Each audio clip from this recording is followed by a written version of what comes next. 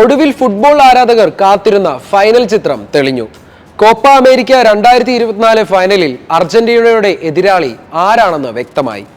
ഇതിഹാസ താരം ലയണൽ മെസ്സിയുടെ അർജന്റീന സെമി ഫൈനലിൽ കന്നിക്കാരായ കാനഡയെ കീഴടക്കി ഫൈനലിൽ പ്രവേശിച്ചിരുന്നു. കോപ്പ അമേരിക്ക 2024 പോരാട്ടത്തിന്റെ രണ്ടാം സെമി ഫൈനലിൽ ഉറുഗ്വയെ കീഴടക്കി കൊളംബിയയും ഫൈനലിൽ പ്രവേശിച്ചു. ഇതോടെയാണ് കോപ്പയുടെ ഫൈനൽ ചിത്രം തെളിഞ്ഞത്. ജൂലൈ 15 ഇന്ത്യൻ സമയം പുലർച്ചെ 5:30 നടക്കുന്ന ഫൈനലിൽ അർജന്റീനയും കൊളംബിയയും കൊമ്പുകോർക്കും. ഉറുഗ്വയെ 1-0 കൊളംബിയ സെമി ഫൈനലിൽ കീഴടക്കിയത്. 39-ാം മിനിറ്റിൽ ജെഫേഴ്സൺ ലെർമയായിരുന്നു കൊളംബിയയുടെ ജയം കുറിച്ച ഗോൾ സ്വന്തമാക്കിയത്.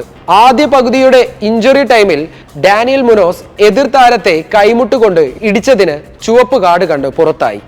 അതോടെ കൊളംബിയയുടെ അംഗബലം 10 ചുരുങ്ങി. എന്നാൽ അത് മുതലാക്കാൻ ഉറുഗ്വ നടത്തിയ ശ്രമങ്ങൾ ഫലം കണ്ടില്ല.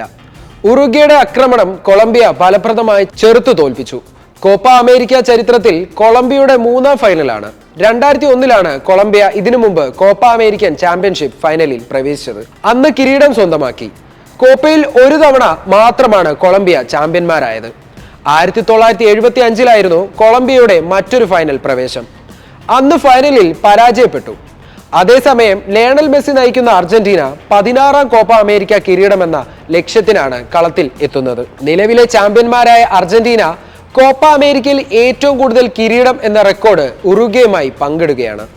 ഇത്തവണ ചാമ്പ്യന്മാരായാൽ ലയണൽ മെസ്സിക്കും സംഘത്തിനും ഏറ്റവും കൂടുതൽ കോപ്പ എന്ന റെക്കോർഡ് കുറിക്കാം.